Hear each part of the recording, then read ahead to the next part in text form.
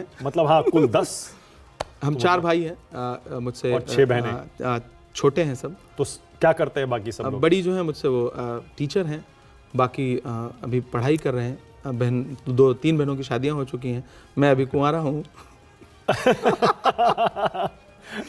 नहीं, आपने ये जानबूझकर इस लाइन पर इतना जोर क्यों दिया? नहीं, मैंने बिल्कुल जोर नहीं दिया, मैंने बस सूचना दी है।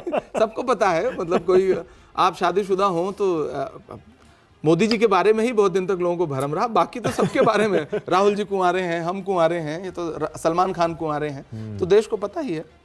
कुछ शादी का इरादा है? नहीं, अब शायर तो देखिए दिल से शायर होता है, तो इश्क मोहब्बत तो उसके दिल में मेरी रहता है। आज़ादियाँ अच्छी नहीं लग रही? कब तक रहेंगे आज़ाद? अकेले कब तक रहेंगे? रहने दीजिए, आप लोगों के हश्र देख करके तो लगता है कि आज़ादी आ जाए तो अच्छा। पर मैं वापस वहीं जा रहा हूँ, 10 भाई बहनों के साथ बचपन कैसा गुजरा? हाँ, बहुत अच्छा सवाल है। हाँ, आसान नहीं होगा बिल्कुल। एक माँ बाप के जैसे लिए? मतलब जैसे होता है ना कि जैसे आप लोअर मिडिल क्लास कहते हैं, वो परिवार था, छोटा सा घर, और उसके बीच में एक परिवार में बड़ा बेटा होना, साथ में मैं ये भी जोड़ रहा हूँ, सबसे बड़े आप हैं? अब मुझसे बड़ी एक बहन है, लेकिन बड़ा बेटा होना, राइट। परिवार में बड़ा बेटा होना एक बहुत अलग तरह की जिम्मेदारी है। उस जिम्मेदारी को निभाते हुए आप आगे बढ़ते हैं। पिताजी नहीं चाहते थे कि मैं प्रतापगढ़ से आगे पढ़ने इलाहाबाद जाऊं। मुझे लगता था कि मेरी दुनिया यहाँ, अब ये कैनवस छोटा है, मुझे आगे जाना चाहिए। तो कोई फॉर्म लाके देने वाला भी नहीं था। मतलब ये बात कहते हुए मेरे रोंगटे खड़े हैं कि कोई फॉर्म लाके भी यूनिवर्सिटी का देने वाला नहीं था। ज़बरदस्ती मैंने यूनिवर्सिटी का फॉर्म भरा, एंट्रेंस दिया, एडमिशन हो गया। अब जब एडमिशन हो गया तो पापा नहीं चाहते थे कि मैं पढ़ने जाऊँ इलाहाबाद। एक तो उसका कारण था कि बड़े बेटे से बाप को मोहब्बत थोड़ी ज़्यादा होती है और उसे लगता है कि आंख के सामने रहे, पहला।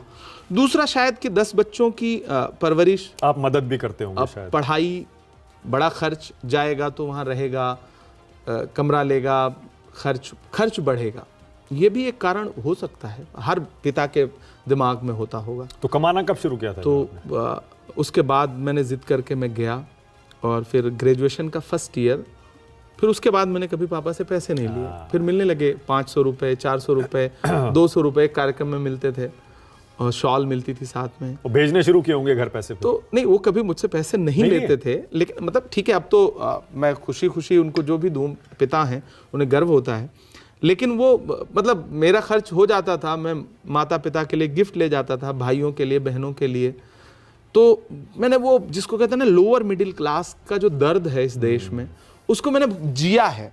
इसलिए मैंने कभी आज तक ये कहानी नहीं सुनाई। एक पीड़ा जिसको मैं आज इस मंच पे साझा कर रहा हूँ, मुझे याद है मैं इलाहाबाद यूनिवर्सिटी के फर्स्ट ईयर में था, और पापा आते थे, 50 रुपये देते थे, 100 रुपये देते थे।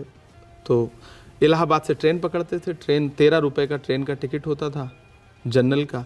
हम इलाहाबाद उतरते थे, वहाँ से रिक्शा पकड़ते थे और यूनिवर्सिटी जाते थे। ये पूरी कहानी थी। एक दिन मेरे पास पैसे नहीं थे, कम थे, शायद 50 रुपये, हाँ 50 रुपये थे। मैं प्रतापगढ़ से इलाहाबाद गया, 13 रुपये का टिकट लिया, वहाँ जा कर के, रमज़ान का महीना चल रहा था। जब वापसी मुझे आना था तो मेरे पास 20 रुपये, शायद 20 रुपये थे। 13 रुपये का टिकट ले लिया। बिना टिकट चलने में डर भी लगता था, हालांकि ज़्यादातर छात्र बिना टिकट ही आते थे, लेकिन मुझे डर लगता था, मुझे लगता था कि मैं बिना टिकट नहीं जा सकता। तो 13 रुपये का टिकट ले लिया मैंने। मैं रोज़े से था, जब इलाहाबाद से प्रतापगढ़ ट्रेन उतरी तो रोज़े का वक्त हो चुका था खोलने का। तो रेलवे स्टेशन के बाहर समोसे की एक दुकान थी, मुझे याद है, छोटा समोसा देता था। तो मैंने 4-5 रुपये जो मेरे पास बचे थे, 6 रुपये, मैंने उसके समोसे खाए, और फिर वहाँ से एक रिक्शा पकड़ा। मेरा एक दोस्त रहता था, मैंने सोचा मैं जाकर उससे पैसे ले लूँगा। तो घर जाने के लिए वहाँ से, मेरा प्रतापगढ़ शहर में घर नहीं है, वहाँ से मुझे एक बस पकड़नी पड़ती थी या जीप चलती थी पहले, तो 10 रुपये उसका किराया होता था। तो मैंने सोचा था दोस्त से 20 रुपये उधार लूँगा, 10 रुपये रिक्शे वाले को दूंगा, और फिर जा कर के जीप पकड़ूंगा और घर चला जाऊँगा। अब जब उस दोस्त के पास गए मानक भाई, तो उस दोस्त का कमरा बंद था, जब तो फ़ोन होते नहीं थे। अब ये हुआ कि मेरे ऊपर 10 रुपये रिक्शे वाले का उधार, तो वो कहाँ से दूँ। फिर याद आया कि एक दोस्त और रहता है, उसके यहाँ चलते हैं। तो उससे कहा चाचा चलो वहाँ चलते हैं, रिक्शे वाले से। व्यवहार कुशल था, तो वो समझ गया कि शरीफ लड़का है, वो मुझे वहाँ लेके गया। अब जब वहाँ पहुँचे तो उसका भी घर बंद, वो भी नहीं था। अब मेरे पास 20 रुपये का उधार और मेरे पास एक भी रुपया नहीं। तो मैंने उस रिक्शे वाले से कहा कि वो भी नहीं है। चलिए बस स्टेशन चलते हैं। और वो मुझे बस स्टेशन लेके गया और तब तक 30 रुपये उसके हो चुके थे और मेरे पास एक भी रुपया नहीं मुझे उसे पैसे देने। अब ना वो मुझे जानता है ना मैं उसे जानता हूँ। तो मैंने उससे कहा कि चाचा रुकिए मैं बस देख लूँ, और मैं बस देखने गया और चला गया। उसको पैसे न दे सकता था ना मैं उससे कह सकता था। वो 30 रुपये आज भी मेरी मतलब रूह पर, जिसको कहते हैं ना कर्ज होना, वो बोझ है। और मैं उसे पहचानता भी नहीं था। बाद में जब मेरे पास पैसे आए तो मैं 30,000 दे सकता था उसे। तो उसका मुआवजा इस तरह जब भी मतलब उसके बाद मैंने ज़िंदगी में जब पैसे आए और जब मैं रिक्शा पकड़ता था तो मैं कभी पूछता नहीं था कि तुम्हें कितना।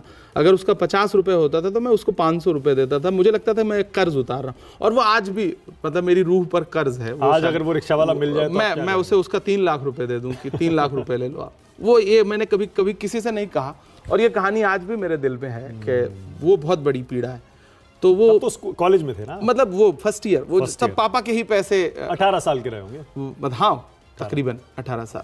तो उसके बाद वो बेचारे वो बुजुर्ग भी रहे होंगे मेरे ख्याल शायद हों भी ना। तो वो एक कर्ज है वो, और उसका कर्ज मैं फिर सब पे उतारता रहता हूँ। जो भी रिक्शे वाला, आप तो रिक्शे से आप चल नहीं पाते हो, अब जिंदगी ऐसी हो गई।